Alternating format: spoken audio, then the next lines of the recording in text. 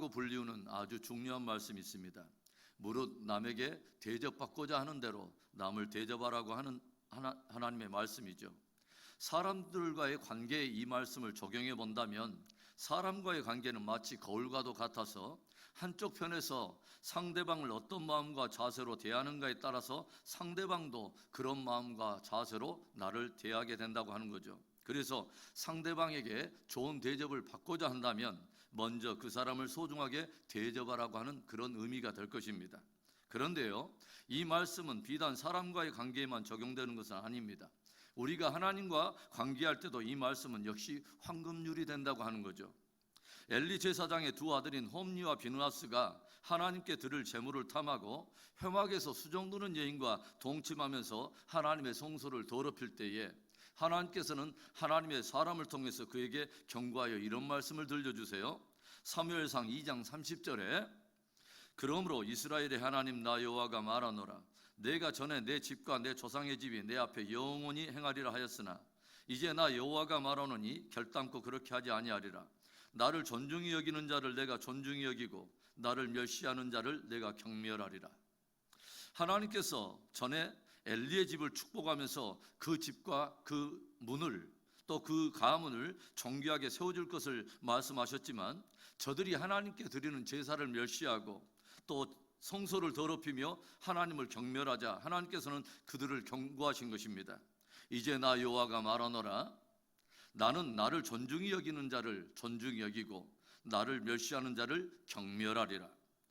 그런가 하면 하나님께서는 당신을 사랑하는 자들 또 당신을 간절히 찾는 자들을 향해서 이런 말씀을 들려주고 계세요. 잠언 8장 17절에 나를 사랑하는 자들이 나의 사랑을 입으며 나를 간절히 찾는 자가 나를 만날 것이니라.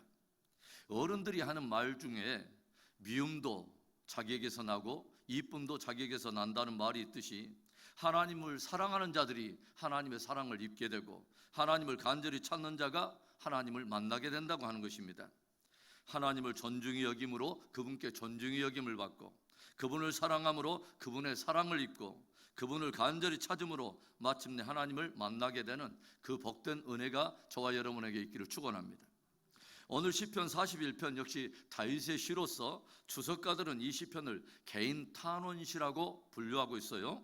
오늘 시편에서 다루고 있는 주제는 무엇일까요? 첫째로는 가난한 자를 보살피는 자의 복을 다루고 있습니다.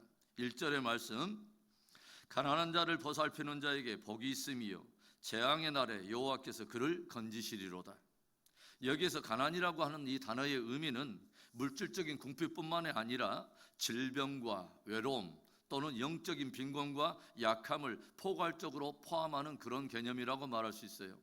사회적으로 명망 있고 부유하고 강건하고 힘 있는 자들을 주목하는 것이 아니라 오히려 궁핍하고 영혼 육간에 연약하고 힘없는 그런 자들을 늘 마음에 두며 그들을 보살피는 사람들이 복이 있다고 하는 것입니다. 여러분 제가 설교 소두에 황금률이라고 하는 이 말씀을 여러분에게 드렸는데 만일 가난한 자들을 보살피는 자가 복이 있다면 도대체 그 가난한 자들 그렇게 보살피며 대접했던 그 사람들을 누가 대접한다는 말일까요? 하나님이 대접해 주신다는 것입니다. 어떻게요? 재앙의 날에 그들을 건지신다는 것입니다. 하나님께서 원수들의 손에 저들을 맡기지 아니하시고 그들을 지키신다고 하는 거죠. 또 3절에도 이런 말씀이 있죠. 여호와께서 그를 병상에서 붙드시고 그가 누워있을 때마다 그의 병을 고쳐주시나이다. 하나님께서 병상에서도 그를 붙드시며 치유의 강선을 바라사 신속하게 그를 회복해 주신다는 거예요. 가난한 자들은 누군가로부터 대접을 받아도 그것에 대해서 어떻게 갚을 길이 없지만 하나님께서 가난한 자를 보살피는 그들을 존귀하게 대접해 주시겠다고 하는 거죠. 주님은 말씀하세요. 여기 있는 소자 하나에게 한 것이 곧 내게 한 것이니라. 영육간에 연약하고 가난하고 어려움 속에 있는 이들에게 마음을 두고 늘 그들을 보살피며 섬김으로 주님으로부터 존귀 대접을 받는 복된 인생 되기를 주의 이름으로 축원합니다. 오늘 시편에서 다루고 있는 두 번째 주제 악한 자들의 강포함과 포악함을 다루고 있어요. 오늘 다윗은 까닭없이 자신을 애워싸며 악을 행하는 불의한 자들의 포악함을 고발하고 있습니다. 저들이 까닭없이 다윗에게 행하는 악이 무엇입니까?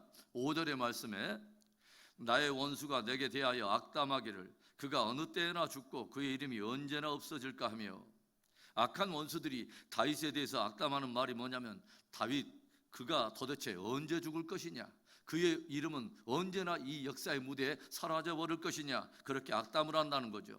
독한 미움과 시기와 질투를 쏟아내며 다윗의 죽기를 은근히 바란다는 것입니다.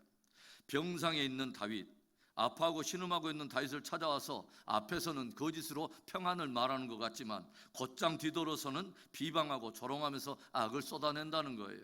8절에 이르기를 악한 병이 그에게 들었으니 이제 그가 눕고 다시 일어나지 못하리라 하오며, 그가 악한 병이 들었으니, 그가 기가 막힐 웅덩이와 수렁에 빠졌으니, 그가 사면초가 진퇴양난의 문제와 늪에 빠졌으니 아마도 거기서 벗어나지 못할걸, 그는 이제는 다시 일어나지 못할걸 은근히 비아냥거린다는 거죠. 그런데 더 다윗의 마음을 기가 막히게 만드는 것은 9절에 내가 신뢰하며 내 떡을 나눠 먹던 나의 가까운 친구도 나를 대적하여 그의 발꿈치를 들었나이다.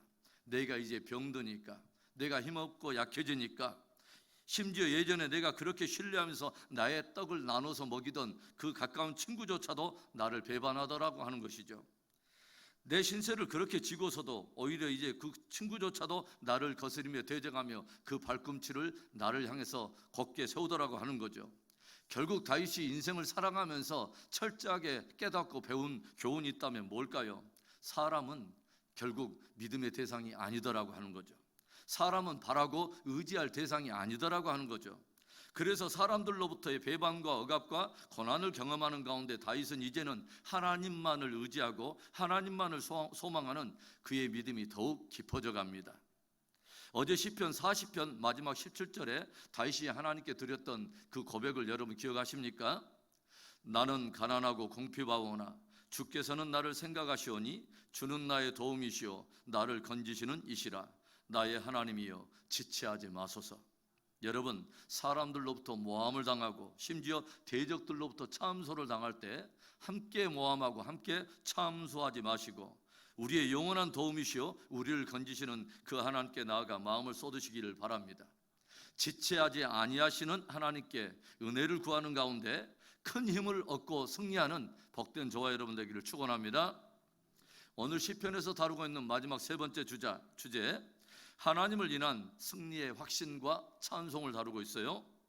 오늘 다윗은 가난한 자들, 힘없는 자들, 연약한 자들을 보살펴 왔던 자신이 악한 원수들에게 지지 않고 반드시 이길 것을 확신하고 있습니다. 그 이유는 하나님께서 가난한 자를 보살펴 왔던 자기를 정귀하게 대접해 주시고 자기에게 은혜 베풀어 주실 것을 확신하고 있다고 하는 거죠. 10절과 11절에 그러하오나 주 여호와여 내게 은혜를 베푸시고 나를 일으키사 내가 그들에게 보응하게 하소서. 이로써 내 원수가 나를 이기지 못하오니 주께서 나를 기뻐하는 줄을 내가 알았나이다. 하나님께서 내 편에 계심으로 인해서 절대로 원수가 나를 이기지 못할 것이라는 거죠.